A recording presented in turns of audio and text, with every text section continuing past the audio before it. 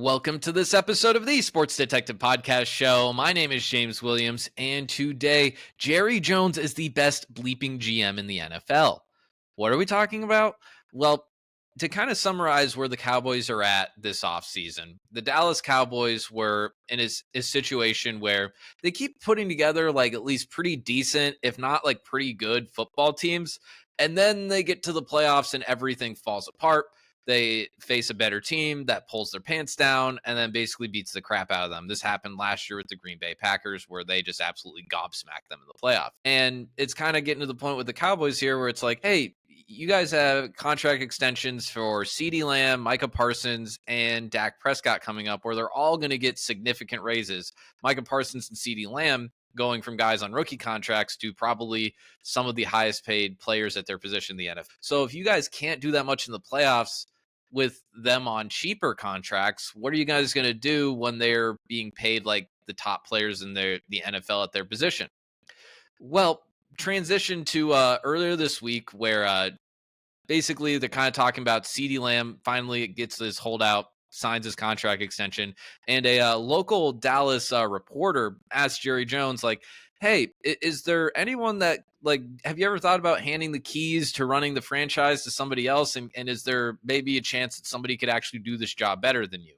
Well, Jerry Jones's response to that was a profanity-laced rant. I'm going to go ahead and share that with you guys here. Jerry Jones kind of has like a weird way of speaking. He's kind of like speaks with like an old man way sometimes, or sometimes words are missing. So if I stumble on any of this stuff here, just know it's because of Jerry Jones isn't necessarily talking the most clearly, and I'm also not the best reader out loud of things. So here you go. This is what Jerry Jones had to say. I've done it all. So I've had an inordinate amount of confidence that, fuck, if anybody can figure out how to get this shit done, I can figure out how to get it done. I've been there every which way from Sunday, and I've busted my ass a bunch. And there's nobody living that's out cutting and out shooting that can't give you a bunch of times they busted their ass. So hell no. There's nobody that could fucking come in here and do all the contracts and be a GM any better than I can. Plus, I'm where the buck stops. When it fucks up, I got to cover it. And there you can't give anybody enough. Can't give, there's nobody can do it. He continues, I fucking had hundreds of bad days, Jones said. I'm emotional about it sometimes. Well, running this thing, that's who I want to make the last call. Now, when I can't fucking think, when I'm too old, when I'm old and I can't even do it, but I'm a long way from not being able to do it too. The reason I don't let somebody else be the GM is because I don't have anybody that I will let do it to actually do it right, Jones said. And they're going to have to come to me, and because I know where it is that you're going to pay for it. If I didn't give a shit, if this wasn't fun for me to do or interesting for me to do, whatever you want to call, the facts are I really would rather be fucking around like this, Jones said. The point is I love this, and you know I do. Okay. So sorry for stumbling up a little bit there, but there is a lot of delusion in those comments, and there's also a little bit of a kernel of truth in those comments. So let's get into it. Obviously, the first thing there, I'm the best GM in the NFL. No one can run this team better than me. Guys, I don't have to tell you this. Even every Dallas Cowboy fan in America would even tell you this. Even probably everyone in the world other than Jerry Jones would tell you this. There's a lot of people that could run the Dallas Cowboys better than Jerry Jones. If anything, if you read a lot of the reporting about the team the last like 10 years or so, or maybe 10, 15 years or so, part of the reason they've actually had a little bit more sustained success and they're more of this organized mess is because Jerry's son, Steven, has been kind of been the voice of reason and kind of talked Jerry Jones out of doing a lot of very stupid things in the draft. Like, I believe they wanted to draft Johnny Manziel over like an offensive lineman that turned out to be Zach Martin. That turned out to be an amazing pick for them. And Johnny Manziel like flamed out in the NFL right away.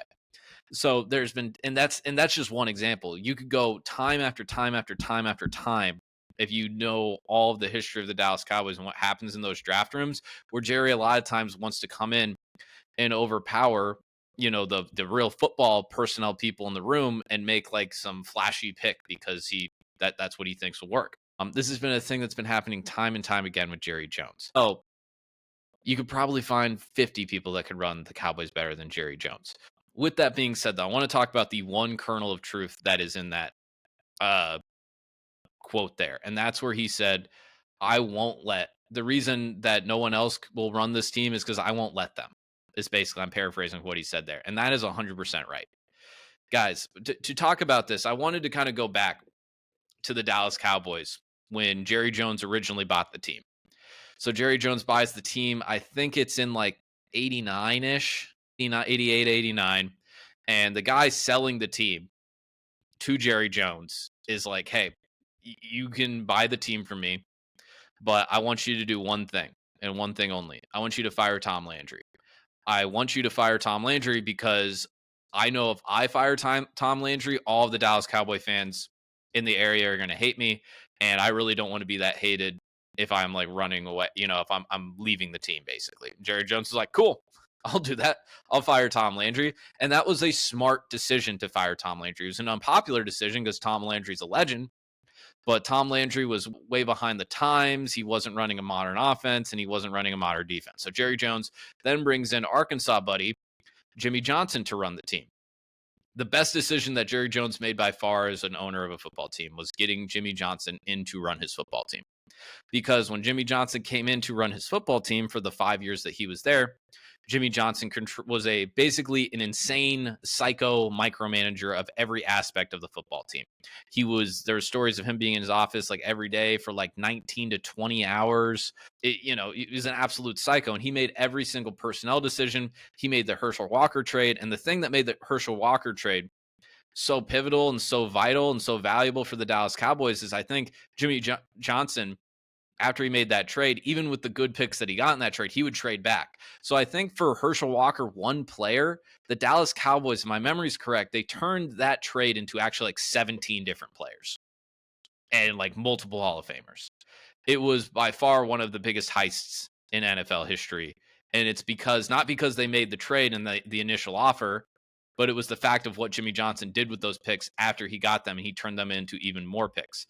And Jimmy Johnson, in just a few years, turned this team into a Super Bowl caliber roster and won back-to-back Super Bowls.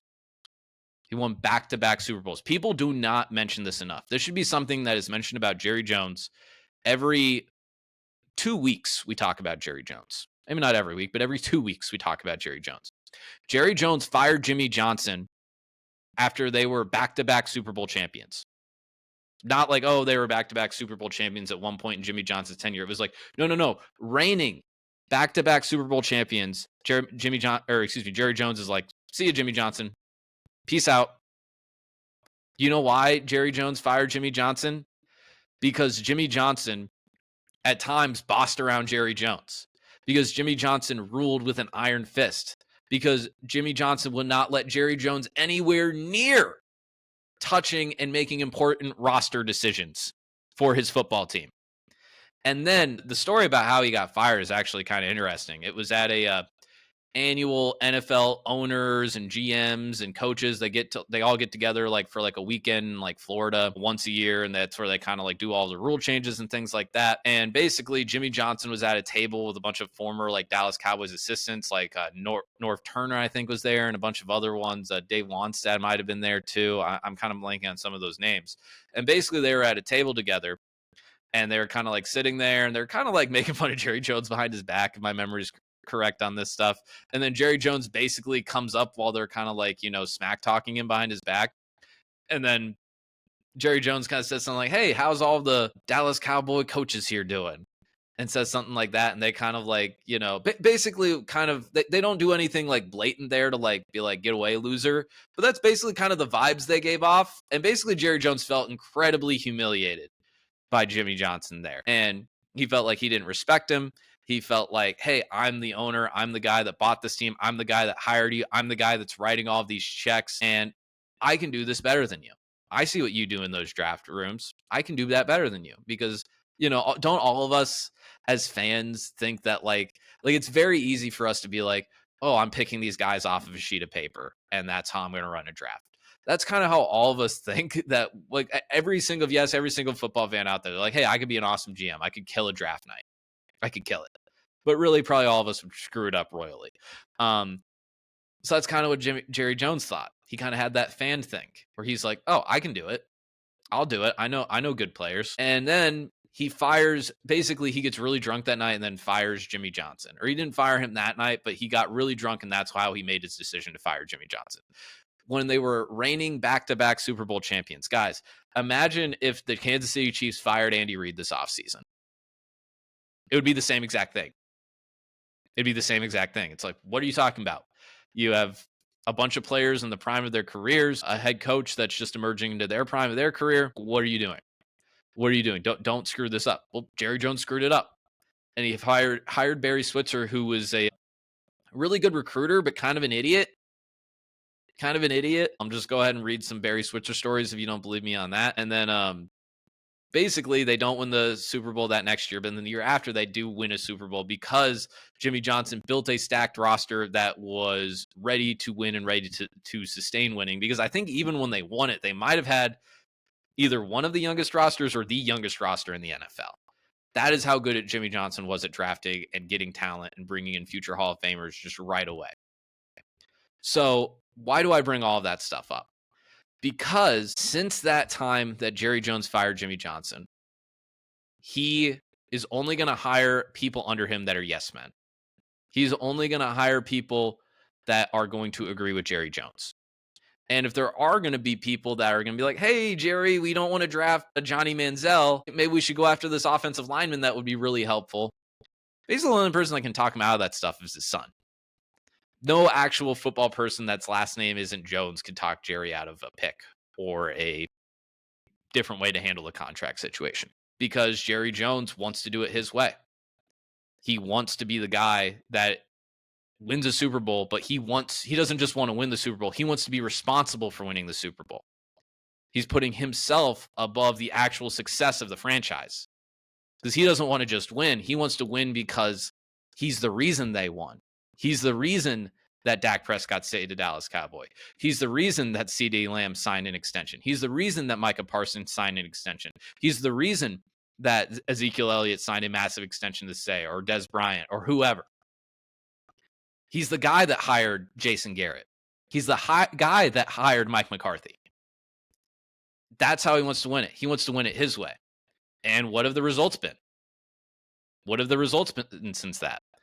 Basically how that story ends with the 90s Cowboys is Jerry Jones royally screws up the salary cap, gives them zero flexibility, and then they still have a lot of talent on that team, but it's so top-ended as the rest of that decade goes along that the Dallas Cowboys kind of murmur out, and then they kind of pitter-patter, and then they kind of have a little bit of resurgence at times in the 2000s, and then, but not really.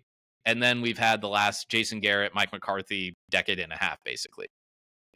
That's what Jerry Jones wants to do. He wants to win it his way. And that's the only truthful thing in that quote there. And that is why Jerry Jones will probably, unfortunately for him, I really don't care, pass away or turn over the keys of the Dallas Cowboys without actually winning a Super Bowl with him running it his way. Because his way isn't the right way. Sometimes you have to sacrifice a little bit. Now, do you want to have somebody that's like, was Jimmy Johnson a saint in this entire situation going back to the 90s? And did he handle everything perfectly? Obviously not. He was kind of an a-hole. He was a real a-hole to Jerry. But with that being said, though, you fired a guy after winning back-to-back Super Bowls, reigning Super Bowl champions, back-to-back Super Bowl champions, and you want to do it your way, and it's not going to work. It's not going to work, man.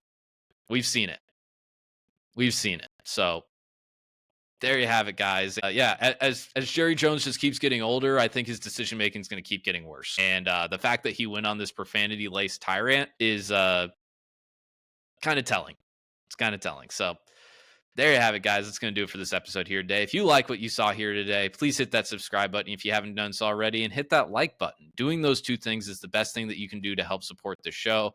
I've had a lot of videos where we have a lot more views than we do actually subscribers. So if you can help me out, hit that subscribe button. That's the best thing you can do to help this show grow. It's the best way to help small channels like this grow in the algorithm, and it's absolutely free. It doesn't cost you anything. You're not going to get any emails or notifications or anything like that unless you hit the bell icon and you want them. So thank you very much for watching. Love you guys. Feel free to check out other videos from the Sports Detective Podcast channel page, and we'll talk to you next time. Thanks for watching.